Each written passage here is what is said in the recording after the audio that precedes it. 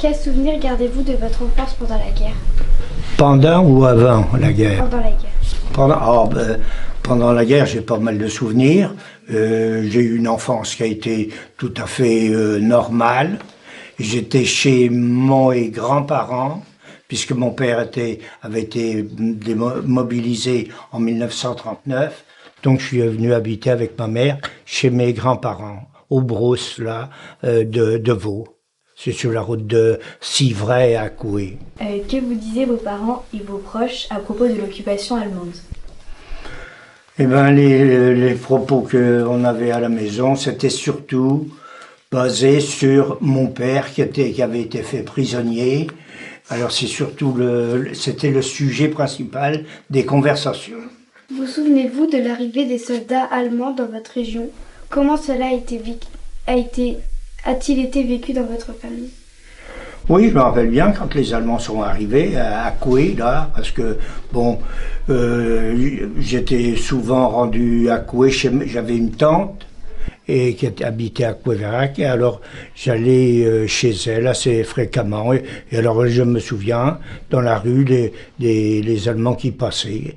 Aviez-vous conscience de la guerre pendant votre enfance? Ou est-ce que c'était quelque chose que vous ne compreniez pas entièrement? Oui, ben évidemment, j'en avais question, parce que comme je vous dis, on en parlait tous les jours. Comment la guerre a-t-elle été affectée dans votre quotidien en tant qu'enfant? La guerre, pour moi, qu'est-ce que vous voulez, quand j'étais chez mes grands-parents, j'allais chez mon cousin, le dimanche, les week-ends.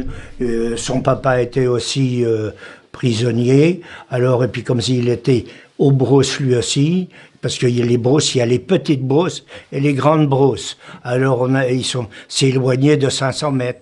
Alors les week-ends, on allait se trouver les uns les autres comme ça. On passait nos journées comme ça. À part ma mère et puis sa mère à lui, c'était à peu près leur seule conversation qu'elles avaient, parler des prisonniers. Avez-vous vu ou entendu parler des résistants dans votre région pendant l'occupation? Oui, on en parlait aussi, oui, des maquisards. Chez mon grand-père, il était venu, comment on appelait ça, des STO, il y était du travail obligatoire, qui n'avaient pas voulu aller en Allemagne faire le travail obligatoire. Alors, ils venaient chez d'autres personnes pour être réfractaires, on appelait ça. Alors, on les cachait et ils étaient inconnus dans leur pays. Alors, ils venaient dans d'autres endroits pour se camoufler des Allemands, quoi.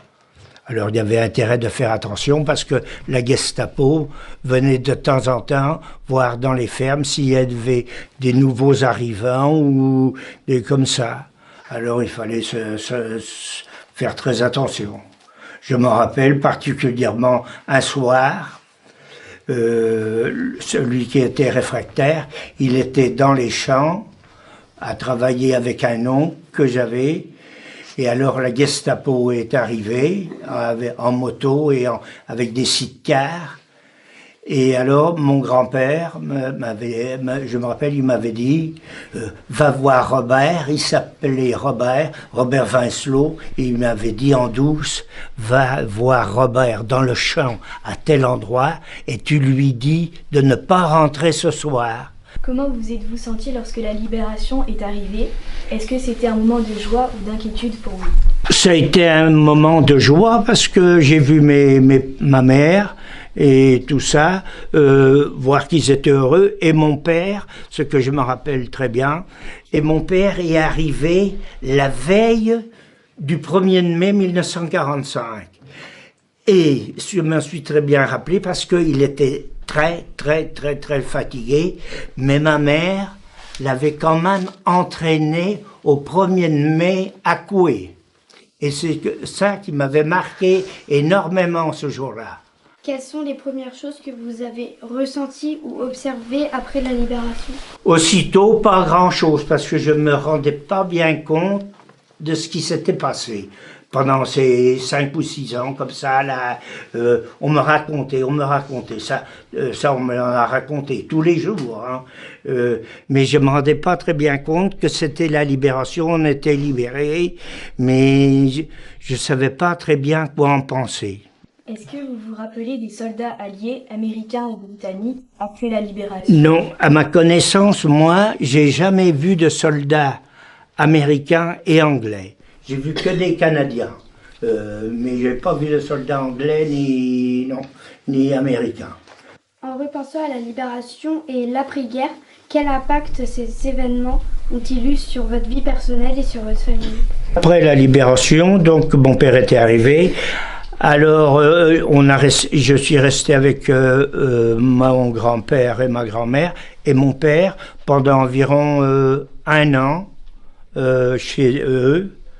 Et ensuite, mon père et ma mère ont déménagé, mais toujours dans la commune de Vaud. On a parti de chez eux parce que à ce moment-là, il y avait plusieurs fermes. Alors, on est parti dans une autre ferme où je suis encore. C'est-à-dire les Forges, Vaud. Comment la vie a-t-elle changé pour vous après la guerre? Quelles étaient les premières choses que vous avez remarquées? Ah bon, on se sentait libre, on avait droit à tout, mais on avait droit à tout, mais en petite quantité, aussitôt la guerre, parce qu'il y avait des tickets de rationnement, on appelait ça des tickets de rationnement. Alors, pour avoir du beurre ou avoir ceci ou cela, on devait donner des tickets qui correspondaient aux produits qu'on avait envie d'acheter. Avez-vous été témoin de la reconstruction au sein de votre commune? Qu'est-ce qui vous a marqué à ce moment-là? Non, j'ai pas été témoin de la reconstruction dans ma commune pour une bonne raison, parce qu'il n'y a pas eu de bombardement, il n'y a pas eu de trucs comme ça, donc il n'y a pas eu de reconstruction spécialement à cause de la guerre, quoi. Est-ce que vous avez eu l'impression que les adultes étaient différents après la guerre? Est-ce qu'ils parlaient souvent de la guerre ou préféraient oublier? Pendant un certain temps, ils en parlaient quand même très souvent. Oui, on voyait le voisin ou un autre. Alors comment ça va? Il y a longtemps qu'il est rendu de captivité. On en parlait fréquemment, encore au moins pendant, je dirais, 4-5 ans. Hein. On parlait fréquemment, les voisins, ou s'il y avait eu quelqu'un qui avait été décédé ou blessé, ou je ne sais pas, hein, ou qui était mort dans les camps, on en parlait très souvent. Et avec les anciens qui avaient fait du marché noir, et je me rappelle avec mon grand-père, quand il le faisait, hein, on peut le dire maintenant, il y a prescription, hein, il tâchait de retrouver ses anciens collègues qu'il avait fait le marché noir avec, comme ça, moi. Est-ce que vous aviez des rations alimentaires ou des pénuries après la guerre? Et comment cela a-t-il impacté votre vie de tous les jours? Des rations alimentaires? Oui, comme je vous dis, oui, on avait des tickets. On avait des tickets pour pratiquement tout, les vêtements, les souliers, ça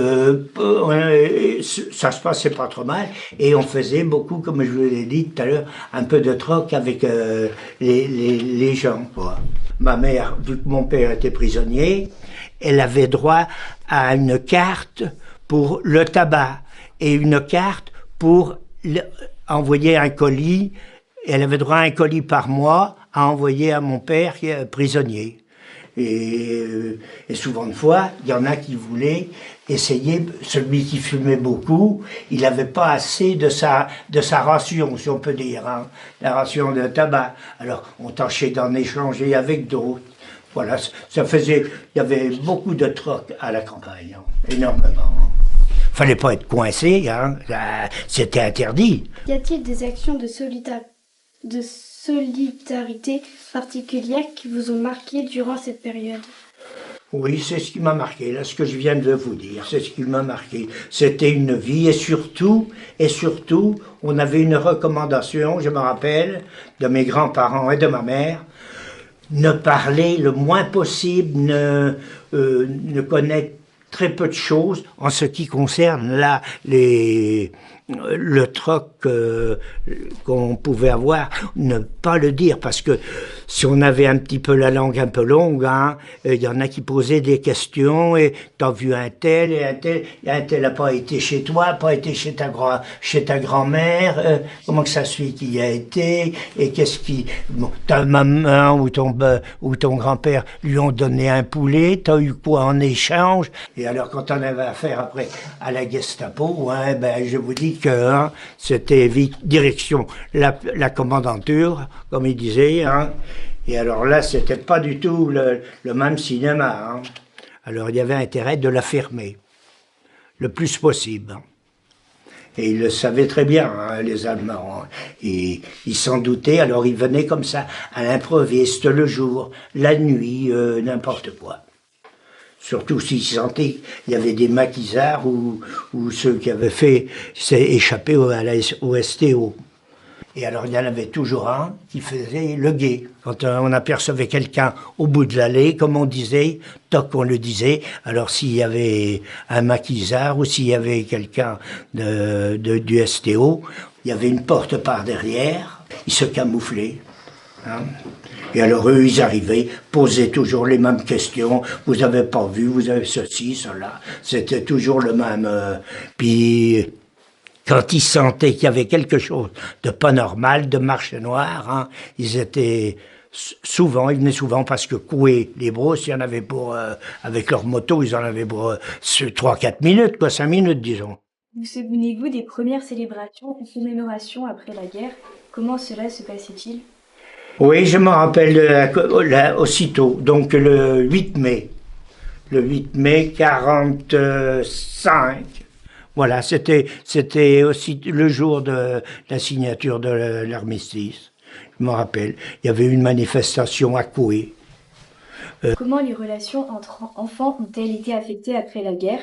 Était-ce difficile de faire confiance à certains camarades, enfants de collaborateurs ou résistants? À l'école labo. Ben ça c'était, on le disait aussi facilement ça. Hein. Un tel, c'était un collabo. Hein. Alors on n'appréciait pas, hein. Les parents n'appréciaient pas du tout les collabos. Et d'abord, ils ont eu chaud à certains. Hein. Parce que les maquisards, quand la guerre a été finie, les anciens du maquis, ils venaient, et puis alors, il y en a qui ont passé de très mauvais quarts d'heure, hein. Et même il y en a qui ont passé de vie à trépas, certainement, hein. Parce qu'on n'avait pas du tout apprécié par exemple, s'ils chopaient un milicien, ceux qui avaient fait partir de la milice, eh ben, il avait droit vraiment à des moments très difficiles. Hein.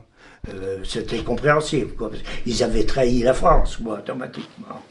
C'était déjà pas comme la Gestapo. La Gestapo, c'était des Allemands, c'était la police allemande. Ils avaient un cran plus haut que la Wehrmacht, quoi, comme on disait, ou la SS. Hein. Là, la Gestapo, c'était des véritables fumiers, hein, on peut le dire comme ça.